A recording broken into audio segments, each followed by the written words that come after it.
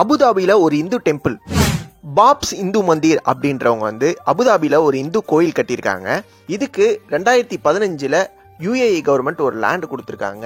அதை 2019 இவங்க கன்ஸ்ட்ரக்ஷன் பண்ண ஆரம்பிச்சு 2024 February 14 இது PM மோடி அவர்கள் வந்து இனாகிரேட் பண்றதுக்கு இருக்காங்க. இந்த கோவில் one of the largest temple in West Asia அப்படின்னு சொல்றாங்க.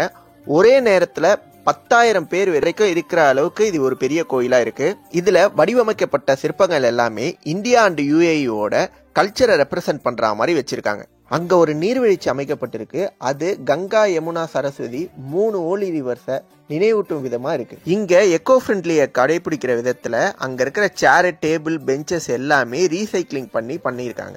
டெல்லியில இருக்கிற இந்து யூனிவர்சல் டெம்பிள் அப்படின்ற டீம் தான் இந்த கோவிலையும் கட்டியிருக்காங்க. அவங்க தான் இந்த கோவிலையும் மெயின்டைன் பண்ண போறாங்க.